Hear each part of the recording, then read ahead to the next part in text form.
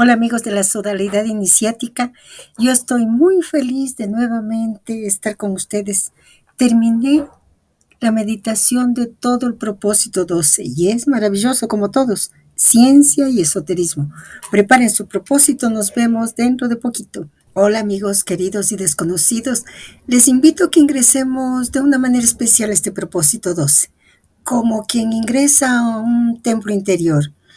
El número 12, además, no es un número cualquiera, es el símbolo de la totalidad de la manifestación del cosmos ordenado, 12 signos, 12 horas, 12 discípulos, etcétera. Y recordemos que su valor secreto es 78 y que nos indicaron ya que es ese número constituyente de la luz. Es como si este propósito 12 estuviera ubicado en un punto axial de nuestro recorrido, un cruce entre lo humano y lo cósmico. Este camino, ya lo hemos conversado a veces, no es lineal, sino espiral. Estamos terminando la primera vuelta del zodiaco.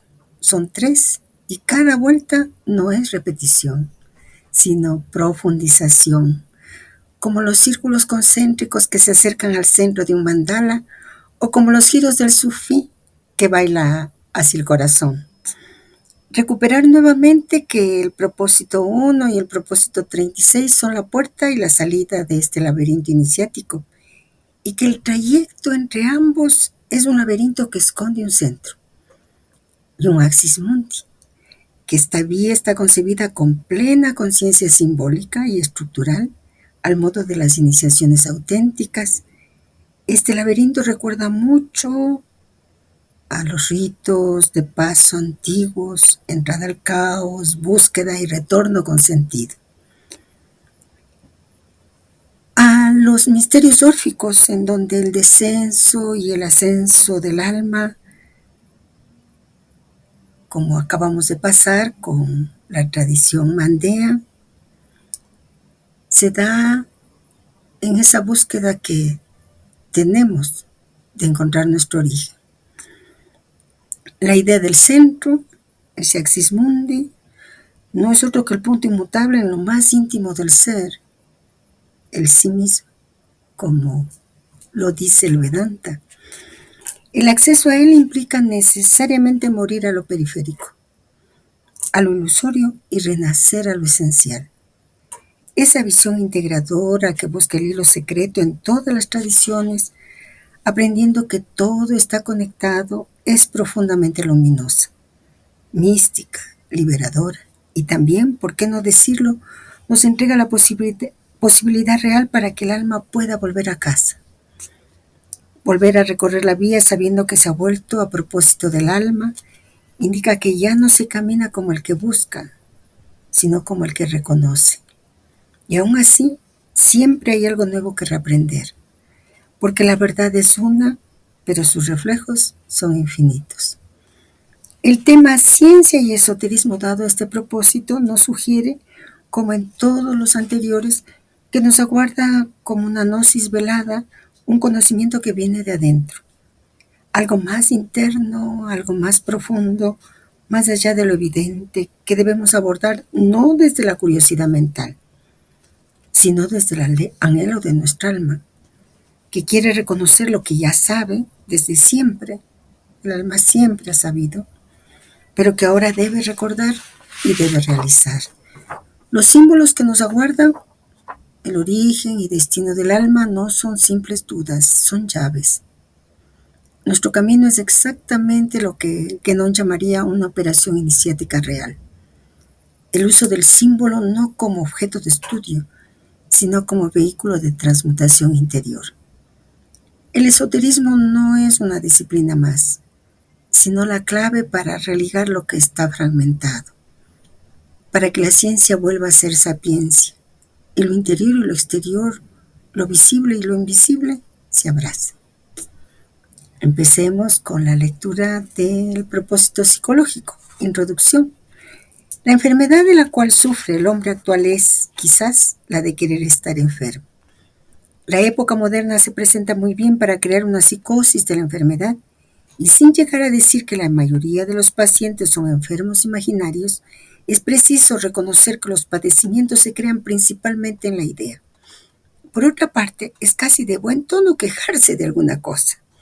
El profesor Jaurés declara que hay un 75% de psicosomáticos y que el 25% restante siente la necesidad de la enfermedad. Él concluye, los incurables se acomodan muy bien como objeto de compasión para la familia, los amigos y a veces para ellos mismos. En las clínicas alemanas se cura mucho por medio de la música y esto da un motivo de reflexión acerca de las posibilidades de las curas que recurren al lado emocional de los pacientes.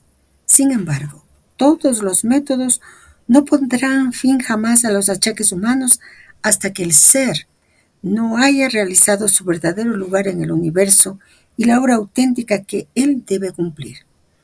Los nuevos descubrimientos biológicos no son suficientes para paliar la imperfección humana.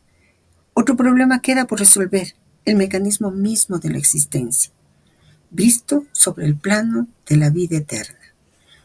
Cierto, la endocrinología viene en ayuda de muchas deficiencias, pero además de los incidentes que puede producir la introducción de las hormonas en la terapéutica, convendría orientar más las búsquedas sobre un sistema natural de la acción de nuestras fuerzas internas.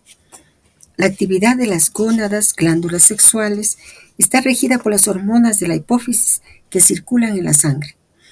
Este ejemplo de indicaciones preciosas sobre las posibilidades de perfeccionamiento del individuo, por la que ya se saben los efectos psicofisiológicos de las glándulas endócrinas. En fin, para resolver definitivamente el problema, sería preciso estudiar el principio que rige esa existencia eterna.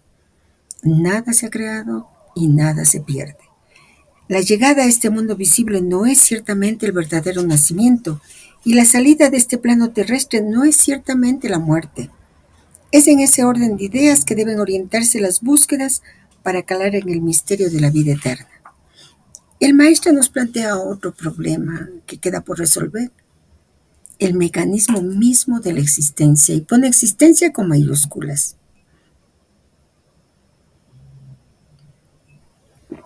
Pero esa existencia vista sobre el plano de la vida eterna y nos lleva a la relación entre lo fisiológico y lo espiritual, al decirnos la actividad de las gónadas, glándulas sexuales, está regida por las hormonas de la hipófisis que circulan en la sangre.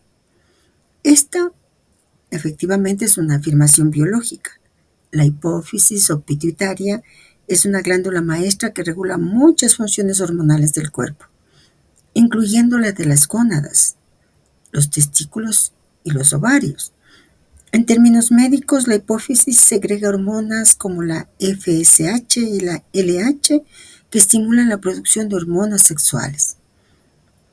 Los efectos psicofisiológicos de las glándulas endocrinas, como la hipófisis y las gónadas, no solo afectan al cuerpo, y eso dice la ciencia, sino también el estado mental y emocional del ser humano. Cada día la ciencia nos recuerda este hecho. Desde la visión tradicional, nosotros sabemos que el cuerpo es un soporte del alma y ciertas funciones físicas pueden facilitar o bloquear la elevación espiritual. Las glándulas endócrinas son consideradas como centros energéticos. En algunas tradiciones se las vincula con los chakras.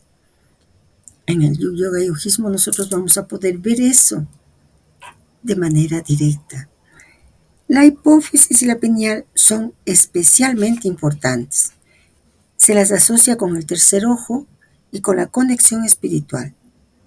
La transmutación de las energías sexuales, las gónadas, puede verse como un camino hacia el perfeccionamiento si esas energías no se disipan, sino que se subliman.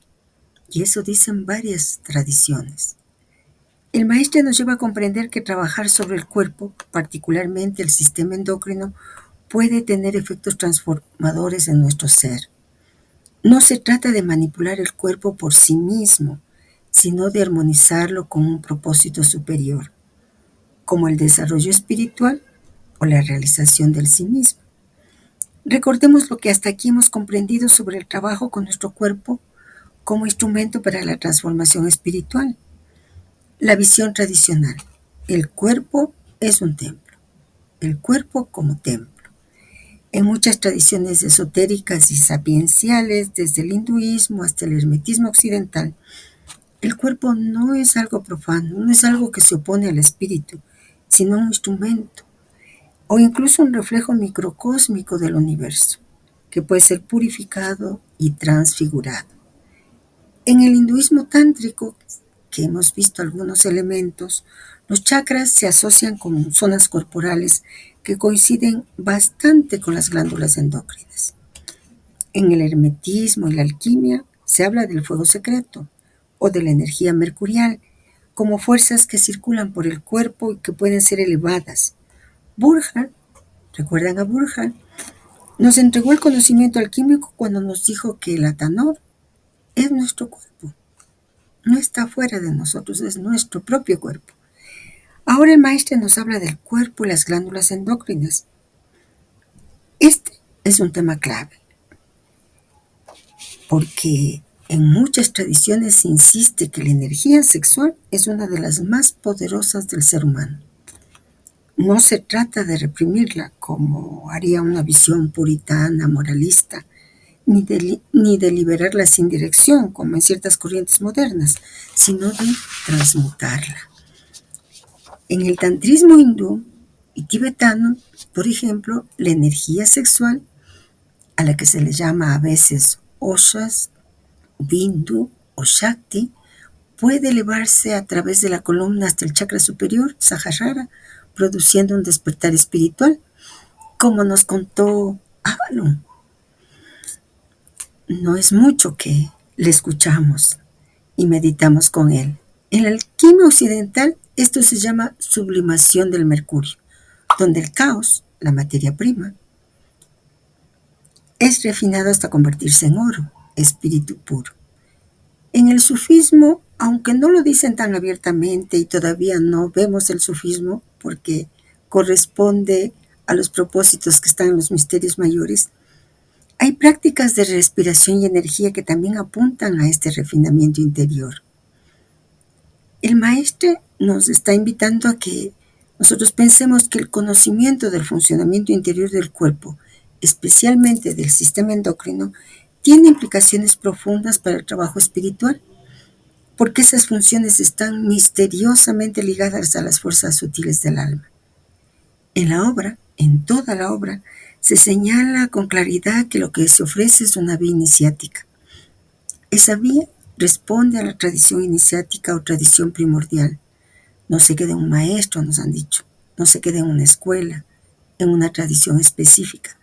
Nuestro peregrinaje nos conduce a la gnosis, al conocimiento de cada una de ellas, para encontrar que todas tienen una meta común, que nuestro amigo Guénon plantea como alcanzar su estado, que cada uno de nosotros alcance su estado primordial, es decir, su naturaleza esencial, más allá de la caída en la individuación y en la materia, el estado del hombre verdadero, dice él.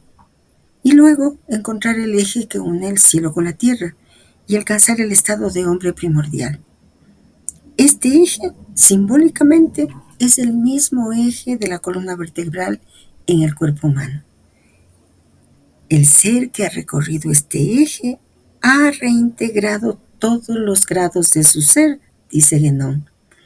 Ha pasado de la periferia al centro y de ahí al principio.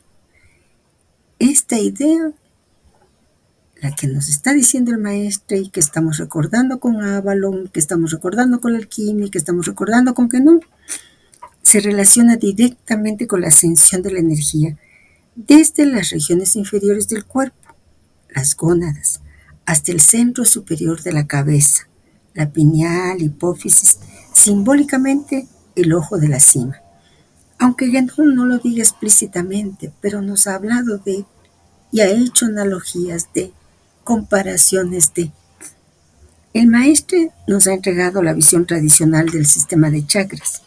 Añadamos ahora las gónadas, que representan el punto de partida de la energía vital o sexual, que puede ser transmutada y elevada hasta lo más alto del ser, y que conforma el eje sutil de nuestro cuerpo, chakras más glándulas endócrinas. Vamos en nuestra meditación a ir desde abajo hacia arriba, siguiendo el camino de sublimación de la energía. Muladhara Chakra, chakra raíz, la ubicación base de la columna vertebral, perineo. Glándulas asociadas, gónadas. Testículos en el hombre, ovarios en la mujer. Elemento tierra. Simbolismo, instinto, supervivencia, fuerza vital primaria.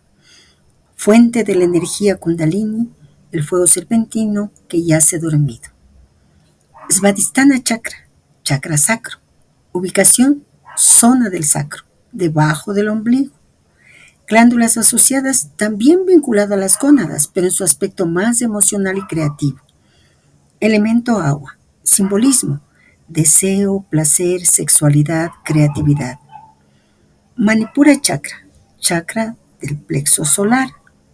Ubicación, zona del ombligo, plexo solar. Glándulas asociadas, páncreas. Elemento, fuego. Simbolismo, voluntad, poder personal, digestión de la experiencia. Anahata Chakra, chakra del corazón. Ubicación, centro del pecho. Glándulas asociadas, timo. Elemento, aire.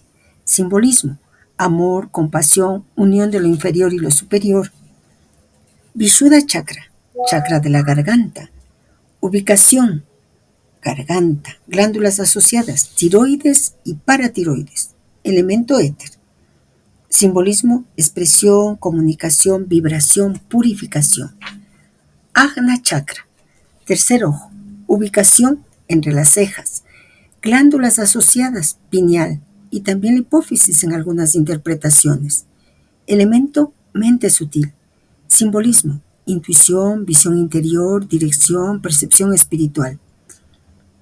Sahasrara Chakra, corona. Ubicación, coronilla, cima de la cabeza.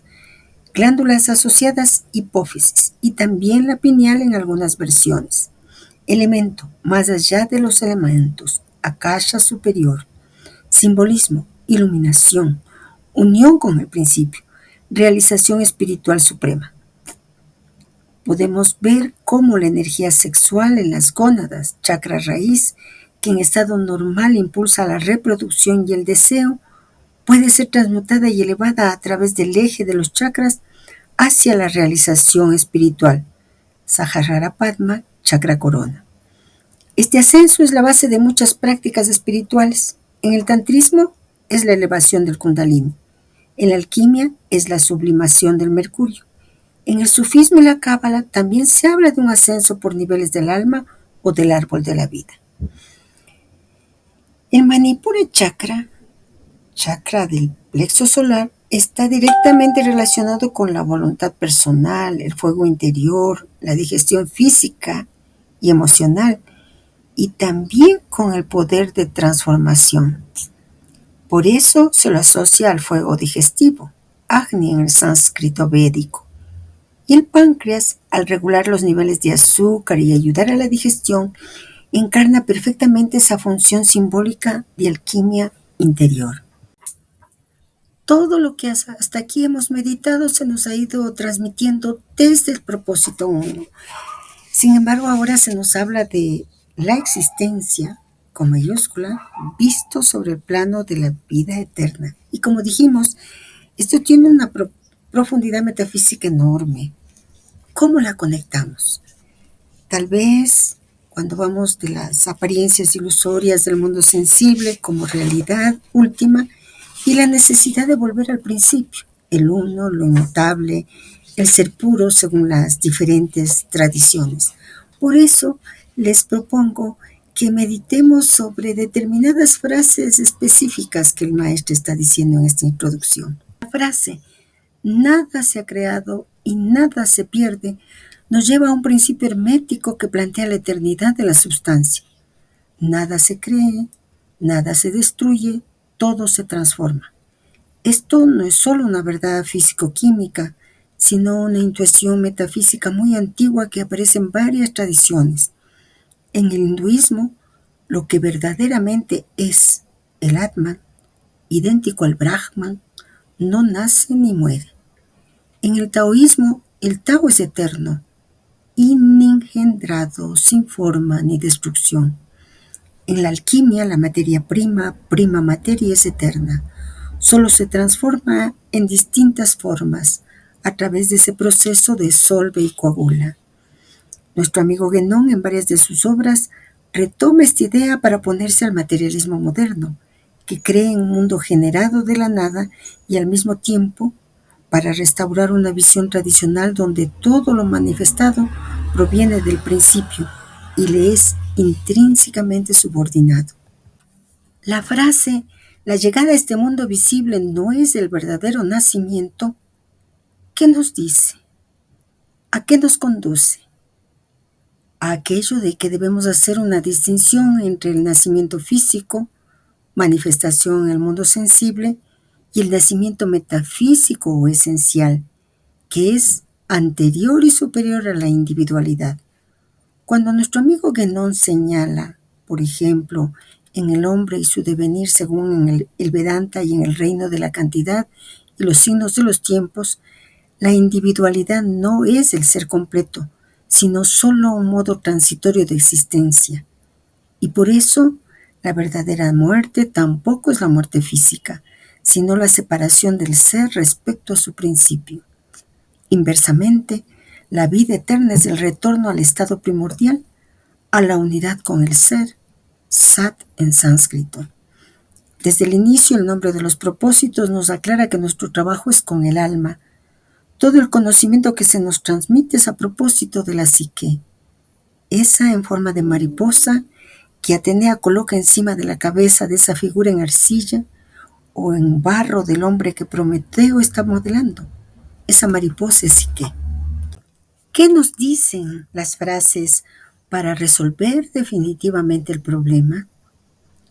Sería preciso estudiar el principio que rige esa existencia eterna. Este es el verdadero sentido de nuestro trabajo interior.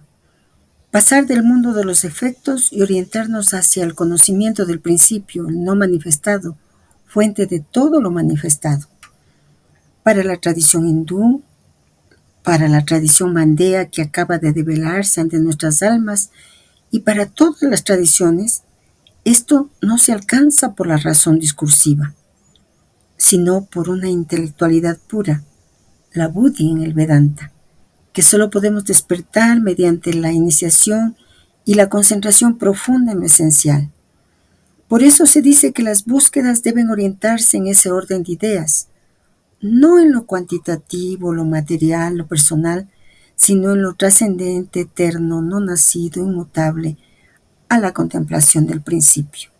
Toda la introducción y todo este propósito y todos los propósitos son una invitación a ir más allá de la individualidad corporal y mental, hacer que lo disperso se unifique y que el símbolo revele su luz, reconocer que nacer y morir son solo cambios de estado, no nacimientos ni finales reales, a buscar la vida eterna, no como algo que viene después de la muerte, sino como un estado que se encuentra fuera del tiempo y que puede realizarse ahora, aquí y ahora. ¿Mediante qué? Mediante la reintegración con el principio. Ese es el conocimiento que nos entregan y que nos conduce a esa reintegración. Y eso ha recordado a mi alma una frase muy bonita, unas frases muy bonitas del Mundaka Upanishad que dice: el conocimiento que no conduce al principio es inferior, pero aquel que conduce a lo inmortal, ese es el verdadero conocimiento. Y toda esta introducción nos conduce hacia los temas centrales de este propósito. Su segundo capítulo, Ciencia y Esoterismo. Leamos por favor el propósito. Dos cosas parecen apasionar verdaderamente al mundo actual: el pasado y el futuro. Por una parte están las búsquedas en las civilizaciones antiguas, sea por hombres de ciencia o por los adeptos de la nigromancia. Por la otra, la elaboración de bases de la vida futura por métodos técnicos o con la ayuda de sistemas de diversas clases de adivinos. En fin, sabios o pseudocientíficos se hallan en pleno trabajo en la búsqueda del misterio, que nos enclaustra en este mundo presente, el cual permanece en sí mismo, por otra parte, bastante extraño. ¿De dónde venimos? ¿Quiénes somos? hacia dónde vamos, tiene siempre el mismo valor esotérico que en los tiempos en los cuales el célebre axioma era expuesto a los discípulos que se presentaban en las marchas del templo de la iniciación. Se han hecho búsquedas por todos los métodos conocidos. Nuestros orígenes y la relatividad de nuestros conocimientos no parecen haber progresado bien, a pesar de las técnicas más y más perfeccionadas. La instrumentación moderna, no obstante, su apariencia de progreso no ha sido aún capaz de calar bien adelante en aquello que era conocido hace largo tiempo. No se repetirá jamás bastante que aquello que era ignorado hace solamente 300 o 500 años era quizás perfectamente conocido hace 3000 o 5000 años. Cierto, faltan los textos destruidos como por gusto por aquellos que querían no solamente reinar, más que un maestro socialmente, sino aún con una supremacía intelectual, tanto como con una dictadura espiritual. Sin embargo, los raros escritos llegados hasta nosotros no son de todas maneras, sino de una antigüedad muy reducida, y aún existen muchos intraducibles. Esta dificultad de comprender escritos antiguos proviene no solamente de lenguas extinguidas hoy día, sino aún de la manera de expresarse de aquellos hombres que habían adquirido un espíritu de síntesis que hoy se nos escapa. Si algunos pueblos han intentado pintar su historia, parece ser, no obstante, que las fechas les importaba poco y muy a menudo el orden cronológico mismo no era respetado. Además, se trataba a menudo de una enseñanza y esto viene apenas a ser comprendido después de algunos años, gracias a los nuevos métodos psicológicos puestos en acción para reconstruir la marcha de la humanidad. Esas lecciones no eran dadas con la ayuda de un lenguaje escrito, según un alfabeto o una lengua hablada, sino con la ayuda de símbolos que exigían ya en la época un gran conocimiento y que en nuestros días no interesan sino a los discípulos de las escuelas esotéricas o a algunos ocultistas especialmente versados en la cuestión. En casi todos los pueblos, el lenguaje ha nacido del dibujo. Se trataba de representaciones de objetos, de animales, de hombres o de escenas de la vida más o menos idealizadas y representadas más tarde en ideogramas. Por ejemplo, los chinos de diferentes comarcas comprenden los mismos signos, pero los enuncian de manera diferente. El modo de pronunciar tiene poca importancia, puesto que la misma cosa viene al espíritu. Pero esa escritura que es, pues, universal, pediría demasiado aprendizaje, ya que es preciso contar una docena de millares de signos. Recordemos que el diccionario chino comporta más de 80.000 signos. Los ignorantes yuxtaponían algunos de esos signos, según el sonido que les correspondía en su lengua, y los combinaban enseguida para reproducir las sílabas de las palabras. Tal es la escritura silábica japonesa derivada de los caracteres chinos. Los escribas egipcios empleaban también un poco ese método, pero no fue desarrollado para hacer una escritura completamente silábica. Finalmente, durante otro estadio, las sílabas fueron descompuestas para formar un alfabeto, reduciendo así el esfuerzo de memoria para aprender a escribir. Ha sido siempre complicado tener todos los elementos a mano para establecer verdaderamente algo tangible acerca de las civilizaciones desaparecidas, o aún para reencontrar con los pocos descendientes directos la cultura originaria de un pueblo. El monte Vejo, a 2.500 metros de altitud en los Alpes franceses, acaba de revelar un secreto. En esa montaña de las maravillas se acaba de encontrar una masa de documentos acumulados. Es uno de sus únicos lugares en el mundo, con las losas escandinavas cubiertas de caracteres rúnicos, donde fue posible realizar semejantes descubrimientos. Vego era un lugar de peregrinación y de magia hace 5000 años. Quedan, sin embargo, por interpretar todos los gráficos que son todavía un misterio para muchos especialistas. Sucede lo mismo con un buen número de monumentos, estatuas, etc., encontradas aquí y allá cada año. Por ejemplo, esos templos del siglo XX antes de nuestra era cristiana que se hallan en Malta. Se ha hablado muy poco también sobre los talayotes de las Islas Baleares, que son un poco como los nuragas que se encuentran en Cerdeña. Se cuentan cerca de 3000 de esas torres de piedras gruesas en cono truncado y las sepulturas excavadas en la roca y son llamados domos de Janas, casas de brujas. Otro misterio planea todavía sobre las estatuas menhires de una civilización megalítica que dataría de 3000 años antes de nuestra era. Esos son los monumentos de Filitosa en Córcega.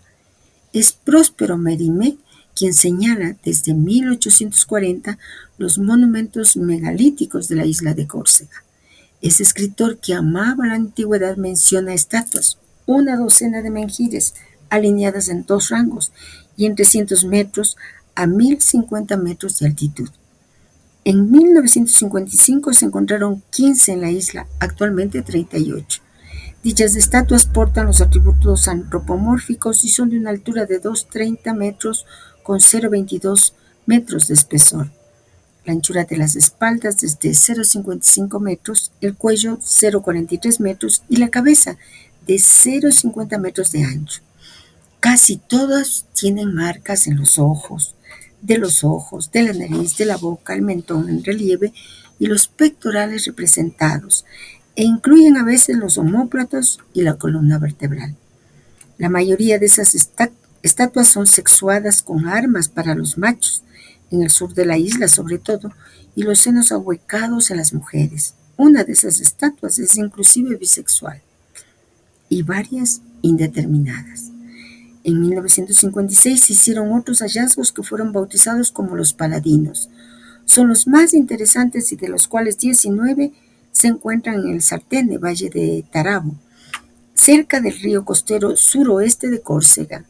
Una de esas estatuas tiene 3 metros de altura, 1 de ancho y pesa 3 toneladas. Las 5 estatuas de Filitosa han sido identificadas como los vestigios de un antiguo convento que se encontraba en ese lugar hace unos cuantos milenios. Se ha encontrado inclusive una especie de altar donde debían practicarse las incineraciones. Meditemos un poco sobre esa frase: ¿de dónde venimos? ¿Quiénes somos? ¿Hacia dónde vamos? Que aparece, como dice el maestro, en muchas tradiciones espirituales como un eje para la comprensión del ser y del destino humano. Henry Corbach lo aborda varias veces, pero hay un lugar particularmente hermoso y profundo y muy sintético donde él cita un texto que responde directamente a esas preguntas. ¿De dónde venimos? Venimos del mundo de la luz, de la patria original. ¿Quiénes somos? Somos los exiliados, los príncipes de la luz caídos en el mundo de la sombra. ¿Hacia dónde vamos? Hacia el retorno, la ascensión, el regreso al mundo de la luz que es nuestra verdadera morada. Corbach nos recuerda con imágenes que vienen del sufismo persa y de la gnosis la idea de que cada alma humana es un exiliado de la luz y que nuestra verdadera identidad no está en el cuerpo ni en este mundo, sino en nuestro sí mismo celeste, a veces descrito como nuestro ángel o doble espiritual, el gemelo celestial del que nos habla la tradición mandea. Venimos de él, lo hemos olvidado, y la vida espiritual consiste en recordarlo y volver a unirnos con él. Esa idea del alma como exiliada que regresa a la luz es de las más bellas imágenes espirituales que se puedan encontrar. Guénon también señala la idea de una emanación desde el principio, un olvido, una caída en la multiplicidad y luego una reintegración. De todos los descubrimientos que nos menta el maestre, les invito a detenernos en el Monte Bello, también escrito Bego, dice el maestre, situado en los Alpes marinos. Está cerca de la frontera entre Francia e Italia, en una zona desconocida hoy como el Valle de las Maravillas y el Valle de Fontanalba, dentro del Parque Nacional del Mercantour. Escuchemos qué se descubrió en el Monte Bello. En esa región, desde fines del siglo XIX y sobre todo a partir de principios del XX y más sistemáticamente, según señalan, después de 1920 se han encontrado más de 40.000 petroglifos, grabados rupestres, tallados en las rocas. Estos grabados fueron realizados principalmente durante la Edad de Bronce. alrededor del 3000 y el 1800 a.C., aunque algunos podrían ser aún más antiguos. Los símbolos grabados son enigmáticos, y aquí está la parte que aún fascina a arqueólogos y simbolistas: figuras humanas y animales estilizados, arados y otras herramientas agrícolas, corniformes, símbolos en forma de cuernos, discos solares, líneas onduladas, formas geométricas, extraños símbolos que no parecen tener un significado inmediato. Se cree que estos petroglifos tienen una fuerte carga religiosa o mágica y que están relacionados con ritos agrícolas, cultos solares y posiblemente formas de chamanismo protoeuropeo. El Monte Vejo se considera un santuario natural prehistórico comparable en importancia simbólica y espiritual con otros sitios megalíticos europeos como Stonehenge o Karnak. La altitud y la dificultad del terreno sugieren que quienes llegaban hasta allí no lo hacían por razones prácticas, sino más bien por una peregrinación ritual o iniciática. Algunos investigadores han relacionado estos símbolos con lenguajes arcaicos del espíritu, es decir, con formas de comunicación espiritual y cósmica que solo pueden comprenderse desde una perspectiva simbólica o tradicional, no meramente arqueológica. No hay una interpretación definitiva. El misterio permanece sobre todo porque no hay textos escritos complementarios. Bueno, a nosotros, ¿qué nos dicen estos lugares y los hallazgos que se han hecho? Esta pregunta nos lleva nuevamente a Guénon y de la visión tradicional del mundo que él nos transmite. Él nos habló que todo es símbolo. Entender este planteamiento nos permite ver que la realidad entera es como un espejo. Lo visible refleja lo invisible, lo material manifiesta lo espiritual. Y todo en el mundo sensible tiene una correspondencia con principios metafísicos más altos. Esa es precisamente la función del símbolo. Y Luria, recordemos a Luria, nos habló de los espejos que reflejan ese uno. Ahora, cuando hablamos del simbolismo celeste en el contexto del Monte Bello o de otros lugares sagrados prehistóricos, nos referimos a que esos símbolos, aunque estén grabados en piedra o representen objetos aparentemente cotidianos, aluden a realidades superiores. Contamos con los conocimientos que nos permite leer simbólicamente. Por lo tanto, hagámoslo. Como decíamos acá cuando éramos niños y éramos jóvenes y se nos presentaba algo difícil, ¿quién dijo miedo? Hagámoslo. El cielo, las estrellas, los ciclos solares y lunares no son solo fenómenos físicos, sino manifestaciones de un orden eterno y sagrado. Las antiguas culturas no veían el cielo como algo separado del humano, sino como la morada del principio, la fuente de la ley, del tiempo, de la medida y de la armonía. Así, un disco solar grabado en piedra no es solo una representación del sol físico, es símbolo del centro divino, del logos o del espíritu que ilumina. El cielo también representa el destino del alma. En muchas tradiciones la ascensión al monte, como el Monte Bello, al Sinaí, al Meru, al Tabor, a las montañas sagradas de los Andes, es una imagen del camino iniciático hacia lo alto. El monte es símbolo del eje que une la tierra y el cielo, como el Puñay, que para la cultura cañari es el lugar donde Pachacama une el cielo con la tierra. Es lo que se llama el eje del mundo, Axis Mundi. Los grabados en lugares así no serían simples decoraciones, sino verdaderos signos de un itinerario interior, pistas que se ofrecían a los iniciados para leer el mundo como un libro sagrado. Según Guénon, recordemos, en la tradición primordial existía un lenguaje en el que los nombres eran los arquetipos de las cosas. No había separación entre palabra y esencia. Los símbolos grabados en lugares como el Monte Vego serían residuos de esa lengua sagrada, aunque codificados, ocultos, casi como jeroglíficos que ya no comprendemos, pero que aún conservan un poder latente. No serían dibujos al azar, serían como huellas de un conocimiento arcaico que expresaba verdades metafísicas por medio de formas visibles, en lugares cargados de fuerza espiritual.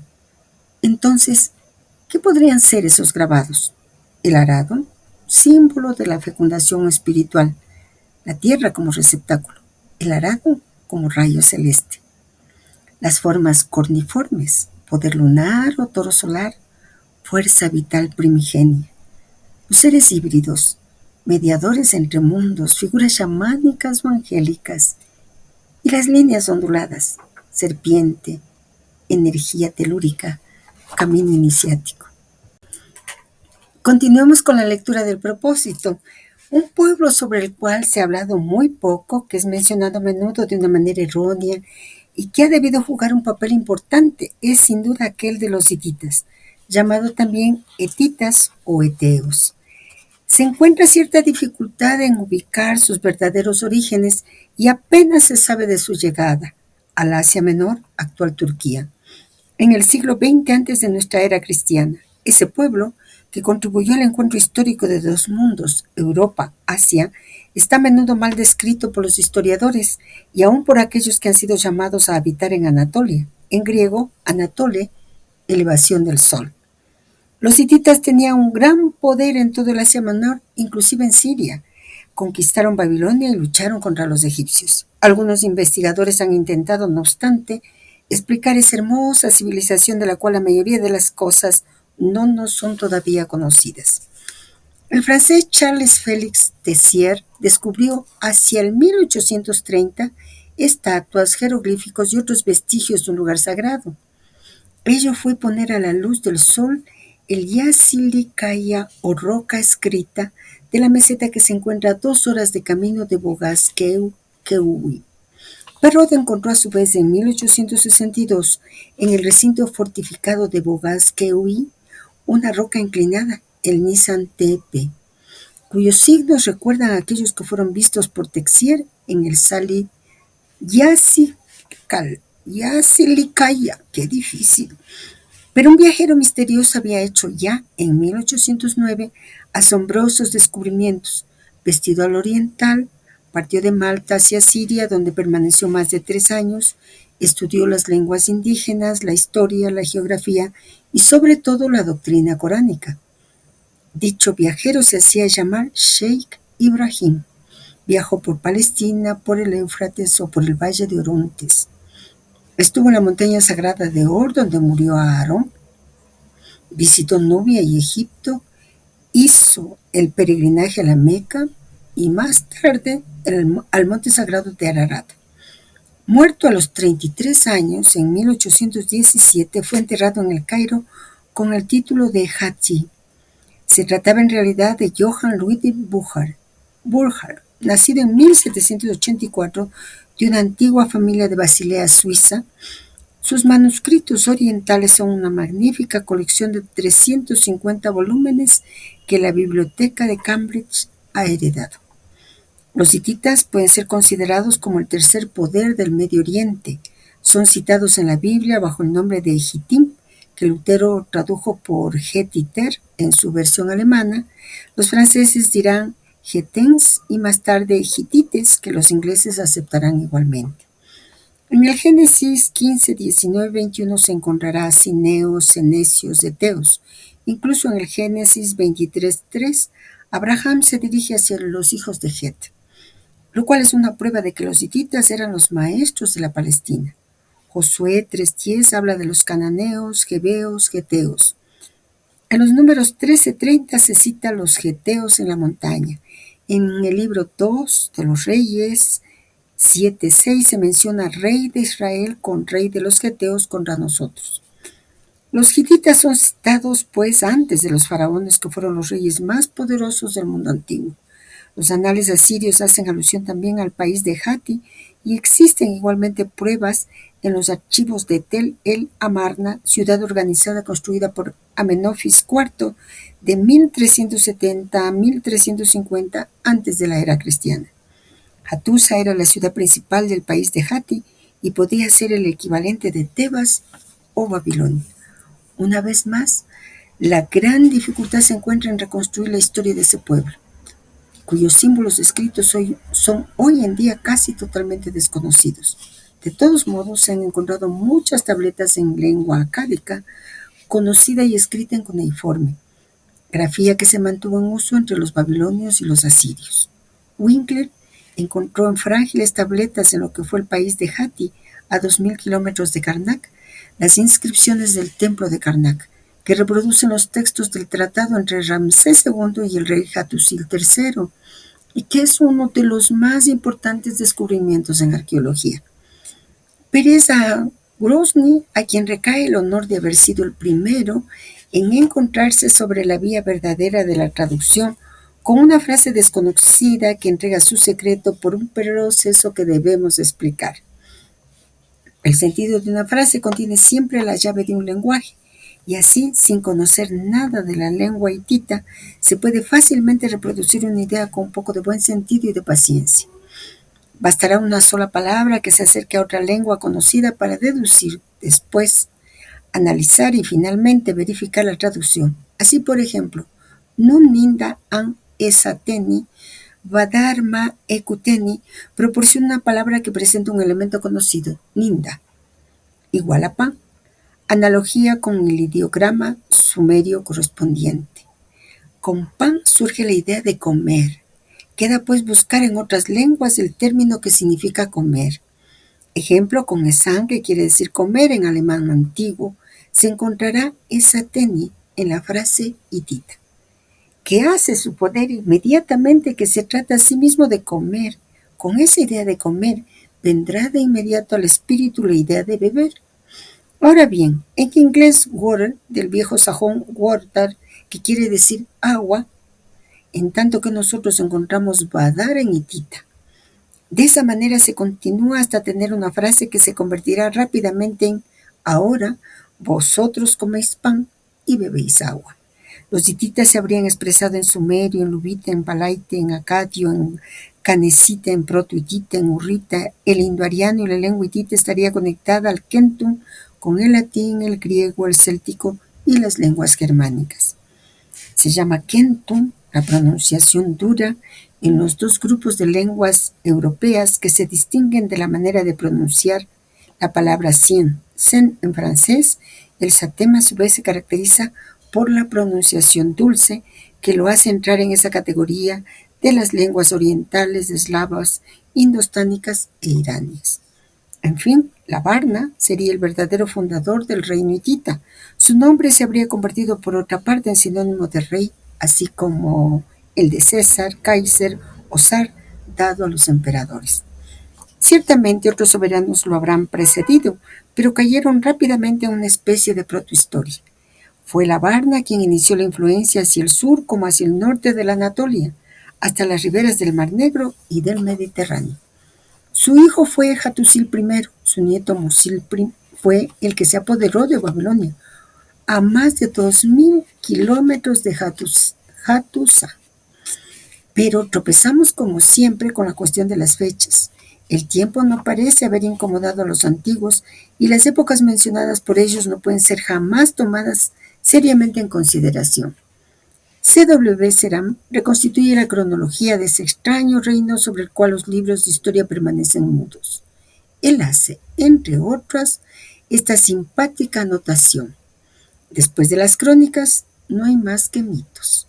Dice y prosigue: después de los anales no hay más que leyendas, y después de los reyes los dioses aparecen. A partir del momento en el cual fue descifrada la escritura cuneiforme, tanto las listas reales, cronológicas y epónimas, como los anales y las inscripciones conmemorativas suministraron datos de base. Una lista real es un documento que indica los nombres de los soberanos y la duración de sus reinos. La más antigua que ha sido descubierta en el Asia anterior se presenta bajo la forma de un bloque cuadrado de piedra, con una altura de 20 centímetros y medio. Ese monolito contiene los nombres de los reyes de las dinastías babilonias, prediluvianas, soberanos míticos que reinaron entre la creación y el diluvio. La lista continúa hasta el alba del segundo milenio y termina en el umbral de los tiempos históricos.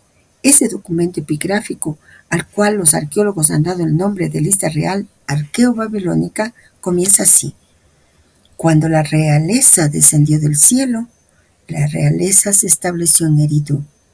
En Eridu reinaba el rey Alulim. Él reinó 28.000 años. Al-Algar reinó 36.000 años. Dos reyes reinaron durante 64.800 años. Eridu fue arruinada. La realeza pasó a Bat Tibira. En Bat Tibira, en Menlu Ana reinó 43.200 años, etc. Parece ser que se trata más bien de símbolos, y los años son ciertamente eras o grandes ciclos que no deben ser muy difíciles de reconstituir según las épocas de los grandes colegios. Se han encontrado listas de reyes babilonios, pero solamente era indicada la duración de sus reinos sin que fuera posible saber la fecha en la cual el primero subió al trono. Por otra parte, el orden de sucesión no ha sido respetado por los escribas, que omitieron citar las listas anteriores, o por otros que se equivocaron al recopilarlas. En Babilonia y en la época de Sargón, el uso pedía que cada año fuese designado con un nombre. Esa costumbre se perpetuó hasta el reino de Hammurabi. Más tarde se comunicaba la lista de esos epónimos, lo cual complica también la cuestión. Sargón, rey de Agade, hacia 2350 años antes de la era cristiana, pretendía, por ejemplo, que 350 reyes habían reinado antes de él en el país de Asur. En su cronología egipcia, aparecida en 1908, el gran historiador alemán Eduardo Meyer se vanagloria de haber calculado, sobre la base del ciclo zótico, la fecha más antigua de la historia mundial, que sería el 19 de julio de 4291 antes de Jesús Cristo. Pero el calendario zótico no estaba todavía inventado en el momento de los acontecimientos que se produjeron bajo el antiguo imperio. Puede concebirse que la fecha de reyes insignificantes o soberanos secundarios haya sido dejada a un lado, pero uno se sorprende de que el problema haya quedado sin resolver durante tanto tiempo. En lo que concierne al reinado de Hammurabi, el más grande soberano mesopotamio, autor del célebre código que lleva su nombre, felizmente en 1933 el profesor André Parrot, por coincidencias muy cómicas, un teniente les señaló el incidente de unos beduinos descubridores de una piedra de talla normal. Descubrió la antigua ciudad real de Mari, que habría sido la 10ª ciudad después del diluvio. Los archivos de los reyes de Mari comprenden 20.000 tabletas de arcilla, cartas, tratados, documentos, informes, etc. Y una de las piezas constituye la prueba de que Hammurabi reinó de 1728 a 1686 antes de la era cristiana. Entre las excavaciones hechas en Bogascui sobre la antigua Hattusa, capital del reino de Hatti, se encontró un texto de 1000 líneas que es el primer tratado de hipología.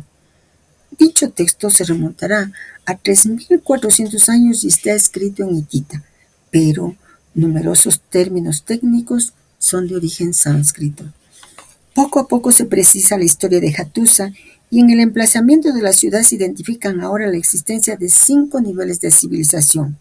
Poco a poco uno percibe que Ubu-Yukale, el Acrópolis, constituía una muralla cerrada en la época de Supi-Luliumas, y que las vastas construcciones liberadas en 1907 por Pusch-Stein no son los restos de un palacio, sino de un templo, descubriéndose además una 60 de piezas. Naturalmente, las puertas estaban adornadas de esfinges y del famoso Carquemish, ese animal místico, león águila con una cabeza humana cubierta por un casco, colocada sobre la cabeza del animal. En el presente se puede trazar de nuevo lentamente la historia de ese gran pueblo, en el cual la sociedad no estaba dividida en compartimientos. No había barreras entre las clases y el régimen era una monarquía constitucional, en la cual el rey era en gran parte responsable delante de la asamblea de los nobles, el Pancus. La organización hitita era una legislación humana y el código Hatti prevé inclusive los daños, así como ignora la ley del talión. La tolerancia se encontraba en la base de la concepción religiosa, pero no se puede afirmar la existencia de una literatura hitita. De todas maneras, es preciso reconocer que ellos escribían no solamente en la piedra y la arcilla, sino también en tabletas de madera y en hojas de plomo y de plata que no han podido ciertamente resistir el tiempo. 20 siglos antes de la era cristiana, los hititas conocieron el hierro, descifrado en las inscripciones de Kultepe por el término Amutun. Pero se ha deducido por el contrario que debía costar 5 veces más caro que el oro y 40 veces más caro que la plata. Existen pruebas de que los faraones escribían a los reyes hititas para pedirles objetos en hierro, ya que eran estos quienes gozaban del monopolio de la fabricación. El imperio hitita del segundo milenio es, ciertamente, la construcción política más grandiosa y sorprendente de la historia antigua, según noticia de especialistas autorizados. El profesor Bosser opina por su parte que ellos ejercieron una gran influencia sobre los protohelenos. En efecto, los griegos tomaron de los hititas los nombres de ciertas divinidades, la forma de los cascos y aún un instrumento de música, ancestro de la lira. El profesor T. Bosser hizo en 1946 un sorprendente descubrimiento en Karatepe. Se trata de una piedra que aparentemente servía de base a una estatua que, sin cabeza ni brazos, muy estropeada, posee una inscripción. Es un bloque de basalto poroso y de color sombrío. No obstante, si bien las piedras abundan en Karatepe, no se encuentra el basalto en ninguna parte. Otra anomalía. El león y la base son hititas y la inscripción es semítica. Al principio, Bosser creyó que los caracteres eran arameos, pero más tarde se dio cuenta de que se trataba de letras fenicias.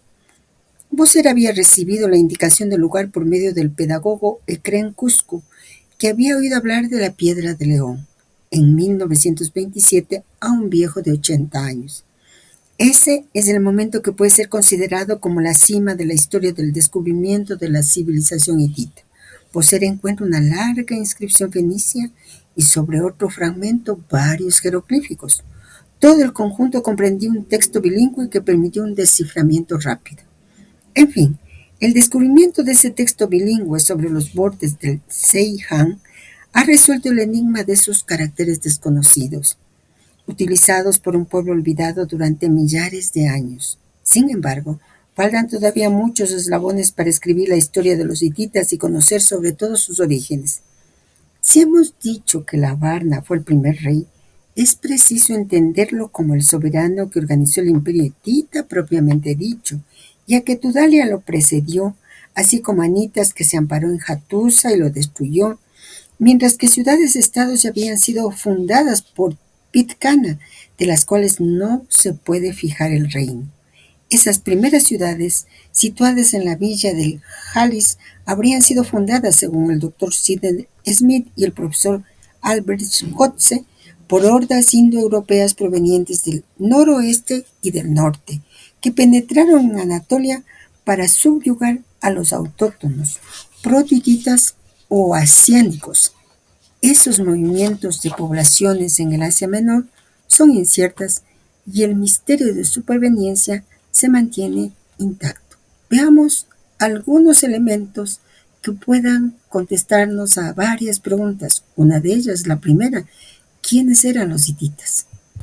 Los hititas son una de esas civilizaciones antiguas que durante mucho tiempo quedaron en el misterio hasta que los arqueólogos y filólogos comenzaron a descifrar sus huellas en el siglo XIX y XX. Y aunque es cierto que todavía hay zonas grises, hoy sabemos bastante más que antes. Fueron un pueblo indoeuropeo que se estableció en Anatolia Central, lo que hoy es Turquía, hacia el 1700 a.C.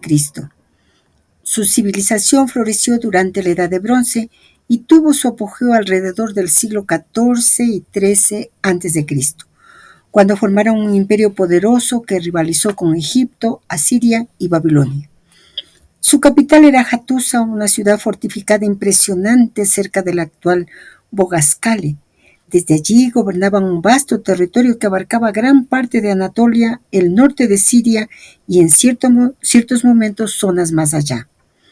El idioma hitita es el más antiguo de los lenguajes indoeuropeos atestiguados y fue escrito en cuneiforme sobre tablillas de arcilla. Lo interesante es que los textos se encontraron en múltiples idiomas, hitita, acadio, luvita, hurrita, etc. Esto refleja su carácter imperial y multicultural. Los hititas tenían una religión politeísta y sincrética. Su panteón era tan grande que a su tierra la llamaban el país de 1000 dioses. Muchos de sus dioses fueron adoptados de pueblos vecinos, hurritas, luvitas, mesopotámicos. Entre los más importantes están Teshub, dios de la tormenta muy parecido al Zeus griego o al Baal cananeo; la diosa del sol de harina, diosa madre ligada al orden y la realeza. Las guerras y la diplomacia. Uno de los eventos más conocidos es la batalla de Kadesh, 1274 a.C., donde los hititas, liderados por Muwatalli II, lucharon contra los egipcios de Ramsés II. Aunque no hubo un claro vencedor, fue seguida por el primer tratado de paz conocido de la historia, grabado en cuneiforme y jeroglífico. Hacia el 1200 a.C., el imperio hitita colapsó, probablemente debido a una combinación de invasiones, los famosos pueblos del mar, crisis internas y factores climáticos. Tras su caída, algunos grupos hititas sobrevivieron como reinos neo-hititas más pequeños en Siria y el sudeste de Anatolia. Como nos cuenta el maestre, durante siglos los hititas fueron una mención oscura en la Biblia. No fue hasta finales del siglo XIX que los arqueólogos comenzaron a excavar Hattusa y descubrieron miles de tablillas. A partir de ahí se comprendió que no era una tribu menor, sino una gran civilización que rivalizaba con Egipto y Mesopotamia. Actualmente hay muchos textos sin traducir. Se debate cuánto influyeron en otras culturas, como Grecia. Se especula inclusive en conexiones míticas entre los relatos hititas y mitologías posteriores. Un ejemplo de ello es que algunas versiones tempranas del mito de Tiamat aparecen en contextos hurrito-hititas. Veamos otros puntos que nos interesan a nosotros especialmente. Los mitos de Kumarbi son una auténtica joya antigua, de esas que están a medio camino entre el relato mítico, la cosmogonía y la poesía ritual. Son textos que nos vienen del entorno hurrito-hitita, principalmente de tablillas halladas en Hattusa, y ofrecen visiones del mundo que se remontan incluso a tiempos pre-hititas, con ecos que resuenan hasta en la mitología griega. ¿Quién es Kumarbi? Es una deidad hurrita, adoptada por los hititas en su corpus mitológico. Es conocido como el padre de los dioses, el rey del cielo, en ciertos ciclos míticos, y tiene un papel muy similar al de Cronos en la mitología griega. El ciclo de Kumarbi. Este ciclo está compuesto por varios textos fragmentarios que giran en torno a la lucha por el poder entre los dioses celestes. El más conocido es el canto de Kumarbi, también llamado Canción del Trono. Este mito narra una sucesión de dioses y la violenta transmisión del poder entre ellos, un tema común en muchas mitologías indoeuropeas. Al comienzo, el dios Alalu, reina en los cielos, es derrocado por Anu, como el dios mesopotámico del cielo, quien a su vez es derrocado por Kumarbi. Kumarbi, en un gesto bastante brutal, muerde los genitales de Anu y se traga su semilla, sin saber que así queda preñado de los futuros dioses, entre ellos el poderoso Teshub, dios de la tormenta. Kumarbi intenta abortar a Teshub para evitar que lo destrone, pero no lo consigue. Teshub nace y lo desafía, repitiendo el ciclo. Es una historia de violencia cósmica, nacimiento forzado y lucha por el poder, muy parecida a lo que encontramos en Hesiodo con Urano, Cronos y Zeus. En Mesopotamia con Anu y Kumarbi. En la India védica Prachapati, o en la tradición nórdica con Ymir y los dioses asesinos del caos primordial. ¿Por qué es tan importante este mito? Este relato es anterior a Hesiodo. Muchos estudiosos creen que los griegos heredaron estos temas desde el mundo anatolio o sirio. Muestra el patrón mítico de sucesión divina por enfrentamiento y castración, muy típico de las tradiciones europeas. Tiene un simbolismo profundo, La ingesta de la semilla divina por parte de Kumarbi y la gestación de su sucesor habla de transformaciones cíclicas del poder y del tiempo. Bueno, ¿y qué nos dicen estos mitos? Como todos los mitos tienen una capa profunda, como todos los mitos hay un simbolismo que tiene que traernos a nosotros una cantidad de enseñanza. Nosotros sabemos que estamos recorriendo una vía iniciática integradora. Este mito, como todos, puede iluminar algunas de las etapas de nuestro proceso. Por ejemplo, la confrontación con la sombra, como le llama Jung, y que los mandeos dicen que su nombre es Ruja, y nos han dicho que no está afuera, que está dentro de cada uno de nosotros. El discernimiento y la restauración de la soberanía interior. Esa búsqueda del trabajo del alma a través de los mitos es justamente el núcleo de toda auténtica vía iniciática. Porque los mitos no son cuentos antiguos, son como mapas simbólicos del alma, relatos cifrados del proceso interior que atraviesa el ser en su retorno al origen. Y es ese sentido que hemos vivido desde el propósito 1 junto a Eric Neumann. Recordemos, todo este mito puede ser leído como una etapa del proceso iniciático. Exploremos otro texto del ciclo como la historia de Ulikumi, el hijo roca de Kumarbi. El mito de Ulikumi, el hijo de la roca. Este relato es parte del ciclo de Kumarbi y es una especie de segunda parte del canto del trono. Aquí ya ha nacido Teshub, dios de la tormenta, y ha derrocado a Kumarbi. Pero Kumarbi no acepta la derrota y busca crear un ser que pueda vengarlo y destruir a Teshub. ¿Qué hace Kumarbi? En secreto, se une con una roca, un gesto que parece absurdo a primera vista, pero está cargado de simbolismo profundo. De esta unión nace Ulikumi, un ser colosal, ciego y silencioso, un titán hecho de piedra pura. Kumarbi lo oculta en el hombro del dios Ubelyuri, una especie de atlas cósmico que sostiene el mundo. Ulikumi crece rápidamente, sin ser visto, y alcanza hasta los cielos. El plan es que este ser roca mate a Teshub y derrote a los dioses celestes. ¿Qué sucede? Teshub y sus aliados, como el sabio Ea, heredado del panteón mesopotámico, descubren el plan. Entonces, para vencer a Ulikumi, Ea baja a los abismos y recupera un arma mítica, el cuchillo con el que se separaron el cielo y la tierra al principio del tiempo. Con él, corta la conexión de Ulikumi con la roca madre y lo vence. ¿Cuál sería nuestra lectura simbólica? Veamos todo esto con ojos iniciáticos y con ese lenguaje de símbolos que nosotros ya conocemos y que podemos aplicar. Ulikumi como símbolo del ego endurecido. Sería una propuesta. El hijo de Kumarbi nace de una roca, es ciego, mudo y crece en silencio. Esto podría representar esa parte de nosotros que se vuelve endurecida, inconsciente, rígida, que no puede ver ni hablar. El ego mineralizado, el yo separado que ha perdido conexión con el espíritu. La roca también alude al mundo denso y caído, al estado de materialización pura sin luz interior. Pero tenemos un cuchillo, el cuchillo de separación, que podríamos leerlo como el acto de discernir, como esa alma racional de la que nos habla la Cábala. El cuchillo con el que se separa el cielo y la tierra es una imagen potentísima.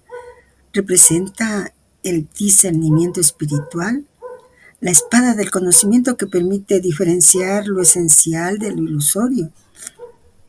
En términos alquímicos, sería la discriminación que rompe la ilusión del yo separado y restaura la visión unitaria.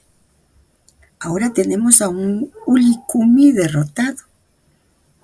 ¿Qué podría simbolizar eso en nuestras etapas de nuestro proceso interior? La disolución del yo inferior.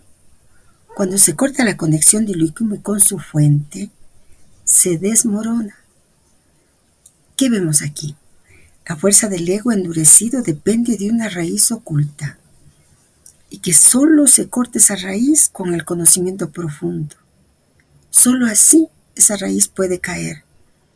El alma entonces vuelve a elevarse, representada por Teshuvah, que restaura el orden. Nuestro proceso interior tiene un eco en los mitos.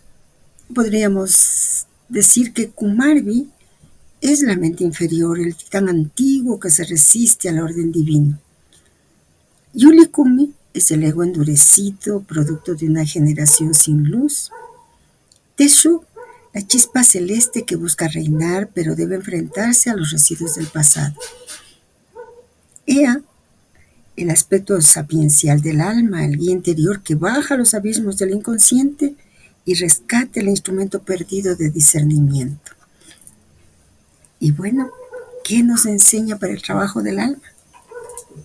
Que la resistencia al espíritu toma formas ocultas, crece en silencio y se fortalece desde lo inconsciente.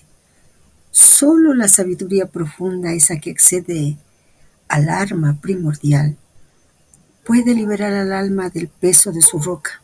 También nos puede enseñar que la lucha no es contra un enemigo externo, sino contra la parte endurecida de nuestro propio ser. Es una lucha interior. Los demonios no están afuera, están adentro, como nos dice la tradición bandea. Volvamos a nuestra lectura del propósito. Otro gran misterio persiste. También acerca de una civilización que nos ha dejado igualmente piedras para volver a trazar su historia. Se trata de la isla de Pascua, a 1100 millas marítimas de la isla de Pitcairn, en el cual se habría de desarrollar la tragedia del Bounty. La isla de Pascua, a 3000 kilómetros de la costa de Chile, presenta 593 estatuas moáes, de los cuales las más pequeñas tienen 3,5 metros y pesan 6 toneladas. Otras llegan hasta los 20 metros con un peso de 50 toneladas. Se supone que dichas estatuas provienen del cráter Rano Rara Koa. En el subsuelo se encuentran 3 capas de civilización y estatuas hechas no en lava sino en toba y en basalto, los cuales no se encuentran en el nivel inferior. Los cuales se encuentran en el nivel inferior. Los pascuanos no eran más de 200 cuando fueron descubiertos en el siglo pasado. Fue un hecho bastante extraño el encontrar una población que se elevaba apenas al tercio del número de sus estatuas. No se cree, sin embargo, que hayan existido más de 4 o 5,000 habitantes. La conquista de la isla dataría de un cierto rey Hotumatua, proveniente del sol naciente en compañía de su esposa y 300 súbditos, pero es difícil establecer algo concreto sobre lo poco escrito que nos queda acerca de un pueblo del cual se ignora casi todo. Los misioneros cristianos han destruido casi todo el conjunto de vestigios jeroglíficos y solo 19 tabletas con algunas inscripciones han podido ser salvadas, las cuales se encuentran actualmente en varios museos. Sin embargo, el medio de expresión parece ser semejante al de la escritura encontrada en Mohenjo-Daro, la insospechada ciudad muerta en el Valle del Indo y que fue traída a la luz en 1922. Al cavar una trinchera de ferrocarril, esas inscripciones se remontarían a 4000 años antes de la era cristiana. Los hombres de ciencia permanecen más o menos mudos frente a esos misterios que persisten en nuestros días y nos obligan a interrogarnos sobre las diferentes civilizaciones que han existido a través de la historia. Según Arthur Toynbee, ha habido 21 civilizaciones, de las cuales 14 han muerto y 7 permanecen vivientes. Pero las teorías en este sentido son numerosas y es difícil a menudo establecer la unión de una cultura a otra. En lo concerniente a los pascuanos, hemos señalado en diferentes ocasiones la posibilidad de que los maestros de la isla de Pascua se hayan sacrificado en beneficio de los sabios de Himalaya. Esos iniciados pascuanos habrían ofrecido sus fuerzas psíquicas para construir los nuevos colegios al inicio de una era positiva. Se sabe que los centros espirituales del mundo cambian de lugar según las grandes eras que marcan los siglos de la humanidad y que es así como hoy en día, poco a poco, los santuarios de Asia desaparecen para dejar lugar a los colegios iniciáticos de la América del Sur, que se manifiestan para simbolizar la novedad, época acuariana, que ha comenzado en 1948 y marca el ciclo de los 2000 años que vendrán. Es lástima también que los obispos católicos hayan destinado a la destrucción más de 5.000 estatuas, 35 altares y 224 manuscritos mayas, ya que esa civilización había llegado igualmente a un estado muy avanzado. No podemos citar todos los conocimientos de la cultura maya, la cual nos ha dejado, a pesar de todo, datos que prueban su alto grado de sabiduría, así como la extensión de su saber, y para ello no citaremos más que la cifra del año solar astronómico moderno, que es de 365,2422 días, mientras que los mayas ya lo habían encontrado, 365,2420 días. En ese dominio científico es preciso pensar igualmente en los egipcios y de nuevo ahí el misterio permanece. Pero antes de ir a los egipcios, profundicemos un poco en la cultura de la isla de Pascua. La isla de Pascua, también llamada Rapa Nui, un lugar fascinante tanto por su historia arqueológica como por la riqueza de su mitología y cultura. Origen y migración. Vinieron de la Polinesia.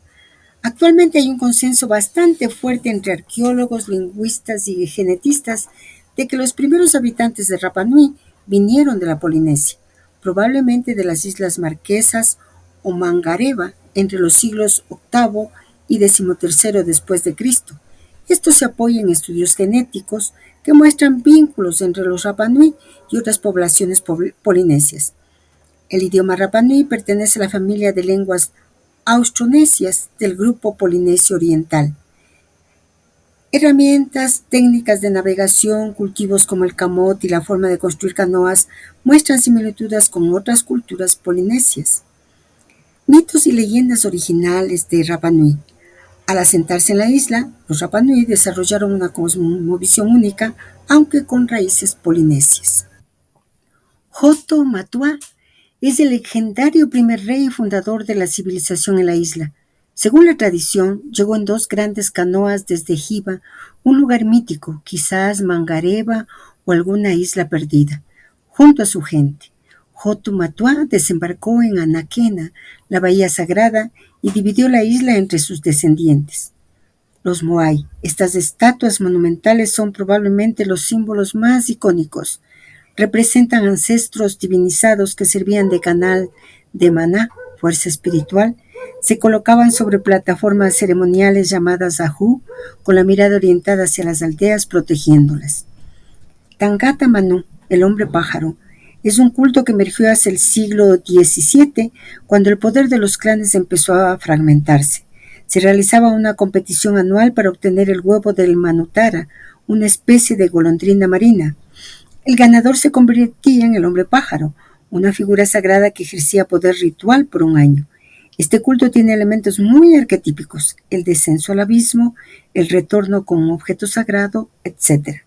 Makemake era una deidad principal, creadora del mundo en la mitología Rapa Nui. También era la deidad central del culto al hombre pájaro. Se le asocia con la fertilidad, los rituales agrícolas y el renacimiento de la vida. Escritura Rongo Rongo es un sistema jeroglífico único en el Pacífico. Aún no ha sido descifrado con certeza, aunque se han propuesto relaciones con cantos ceremoniales y genealogías. Se desconoce si fue un verdadero sistema fonético o un sistema mnemotécnico ritual. Su contenido podría ofrecer claves importantes sobre mitología, historia y rituales. Muchos elementos míticos tienen paralelos en otras culturas polinesias. Por ejemplo, la figura del ancestro fundador, como Hotu Matua, aparece en casi todas las islas de la Polinesia. La idea de que las estatuas pueden canalizar el maná del ancestro es común. El simbolismo del huevo como fuente de creación y poder aparece también en Samoa y Tonga. Sin embargo, Rapa Nui desarrolló símbolos y prácticas muy propios, como los moai de más de 10 metros, el culto al hombre pájaro en su forma tan elaborada y la escritura Rongo Rongo. El ritual del Tangata Manu es uno de los sistemas simbólico-espirituales más fascinantes del Pacífico. y cuanto más se estudia, más capas revela. Vamos a adentrarnos en las particularidades del rito, en su dimensión cosmológica, antropológica y simbólica, con especial atención a lo que no es evidente a primera vista, como los elementos de teatralización sagrada, el paisaje como axis mundi y los significados ocultos de la figura del hombre pájaro. Detalles del ritual del Tangata Manu. Tiempo sagrado. La ceremonia es anual. El rito se realizaba una vez al año. En el momento en que las aves manotara llegaban a anidar en Moto Nui, un islote frente a Orongo. Era un tiempo sagrado, marcado por ciclos astronómicos y naturales. Esto nos habla de una cosmovisión cíclica y de una conexión con los ritmos del universo. Los competidores, Hopu Manu y clanes. Los competidores eran jóvenes de diversos clanes llamados Hopu Manu, que actuaban en nombre de sus patrocinadores, aristócratas o jefes. El que lograba traer el primer huevo intacto no se convertía en hombre pájaro el mismo, sino que otorgaba ese título a su patrón. Esto revela una relación iniciática indirecta, donde el joven realiza la prueba pero el poder espiritual es transferido. Este detalle recuerda estructuras chamánicas o sacerdotales donde el guerrero sagrado actúa como mediador, pero no necesariamente como receptor directo de lo divino. El lugar, Orongo como centro sagrado. En la cima del volcán Rano Kau es mucho más que un escenario. Es un espacio liminal, una frontera entre el mundo de los vivos y el de los dioses y ancestros. Al estar entre el mar, la laguna del cráter y el cielo abierto, Orongo representa una intersección de los tres mundos: inferior, mar; intermedio, isla; superior, cielo. Las casas de piedra construidas allí eran refugios temporales para los participantes de sus clanes. Su forma curva y baja remite al vientre de la tierra, al útero cósmico. Todo el paisaje estaba ritualizado. No era naturaleza, sino territorio sagrado, un espejo del orden cósmico. El huevo del Manurara, símbolo total, era más que un premio. Era el símbolo del principio germinal, de la vida divina que se renueva cada año. El Hopu humano debía mantenerlo intacto durante su regreso. Si lo rompía, perdía el derecho, lo cual sugiere que el poder espiritual no puede ser contaminado. El huevo es también la forma arquetípica del cosmos cerrado, el universo en potencia. El hombre pájaro, figura de renovación cósmica, era investido en una ceremonia secreta y entraba en una vida apartada durante su año de poder. No podía tocar el suelo, caminaba sobre esteras o era llevado. Se cubría de plumas y vivía como si ya no fuera humano. Era ahora una entidad liminar, ni Dios ni hombre. Sus uñas no se cortaban, no se lavaba, vivía en un estado de impureza sagrada, tabú, como muchos iniciados de culturas antiguas. Habitaba en Rano Raraku o en zonas remotas, lo que lo conecta con la idea del exilio sagrado del chamán o del héroe solar. Era una figura de renovación cósmica que aseguraba el equilibrio entre naturaleza, sociedad y mundo invisible. Los petroglifos de Orongo, mensaje simbólico. Los acantilados de Orongo están cubiertos de petroglifos que representan figuras humanas con cabeza de ave, probablemente imágenes del hombre pájaro. Máscaras, combinaciones de aves, peces y ojos, todo lo cual sugiere una imaginería visionaria, como si se tratara de visiones inducidas por un estado alterado de conciencia. Algunos investigadores sugieren que estos petroglifos son una especie de narración mítica visual que acompaña el rito con una escenografía simbólica. El huevo cósmico podemos relacionarlo con Hiranyagarbha, ese simbolismo universal del huevo, el espacio sagrado y la encarnación del mito en el paisaje se conectan profundamente y de manera sorprendente. Una lectura simbólica del ritual del hombre pájaro y del paisaje sagrado de Rapa Nui como un cuerpo mítico, una cosmografía viviente, en resonancia con el concepto védico de Hiranyagarbha, el embrión dorado, huevo de oro, origen del cosmos. Intentemos una lectura simbólica. ¿Por qué no? Hagámoslo nuevamente. El cuerpo mítico. Rapa Nui como microcosmos. La isla entera, vista a través de la mirada sagrada Rapa Nui, no es simplemente territorio físico, sino una proyección del cosmos. Así como Hiranyagarba contiene en su interior la totalidad del mundo manifestado, Rapa Nui se convierte en el recipiente del mito, en un útero cósmico donde se gesta la renovación de la vida. El cráter donde se realiza el ritual Rano Kau es un inmenso útero de lava y agua, símbolo de creación y disolución. Su lago interior y su forma circular recuerdan explícitamente el huevo primordial. El islote Motonui, donde descienden los Hopu humano, es como la semilla, el germen oculto que debe ser fecundado, una suerte de gónada cósmica desde donde se libera el principio de renovación. El mar circundante funciona como el fluido amniótico del huevo universal, el akasha, donde flotan las potencialidades aún no realizadas. Así, el ritual del hombre pájaro no se realiza en el paisaje, sino con él, a través de él. El paisaje ritual es el mito encarnado. Rapa Nui no es una isla más, es un microcosmos ritualizado, un cuerpo viviente que dramatiza en su geografía el misterio de la gestación cósmica. El hombre pájaro, el huevo, el volcán, el mar y el cielo son símbolos activos, instrumentos de un drama sagrado que no solo se contaba, se vivía. Un amigo de la sodalidad iniciática con quien hice la primera ronda de los propósitos psicológicos solía decirnos que hay que portarse audaces, que el cielo uno puede conquistarlo si lo toma por asalto. Y nos hemos portado audaces, pero hemos recurrido a elementos tradicionales. El primero es el que el propio maestre da cuando cuenta que un historiador pues establece analogías con una palabra conocida como pan con los otros idiomas y entonces dice, esta palabrita es pan. Y pan puede vincularse con beber, etcétera, etcétera. Y nosotros no dominamos, pero ya sabemos la ley de analogías. Y por lo tanto, habernos atrevido a dar una lectura simbólica, y hay que reconocerlo, parafrasea elementos dados por René Guénon y Mircea Eliade. Así, Guénon, cuando señala que hubo una tradición primordial de la cual se derivan todas, su planteamiento se aplicaría de forma impecable. Vean ustedes, aquí. El rito del Tangata Manu encarna una estructura cíclica, renovación del tiempo, consagración del espacio, reactivación del mito. La figura del hombre pájaro es una figura axial, de tipo regia, sacerdotal, lo que Guénon asociaría con el principio del rey del mundo, el Manú de la era.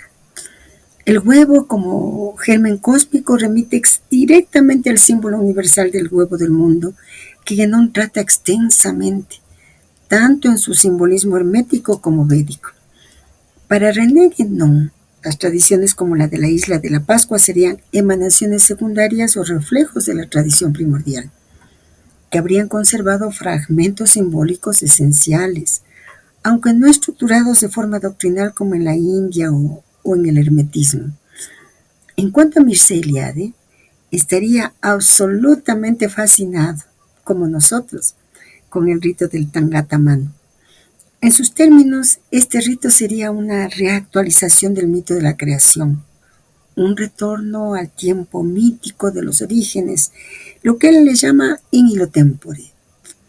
El paisaje ritualizado, Orongo, el cráter, el mar, es un ejemplo claro de su noción de espacio sagrado como axis mundi, como eje del mundo.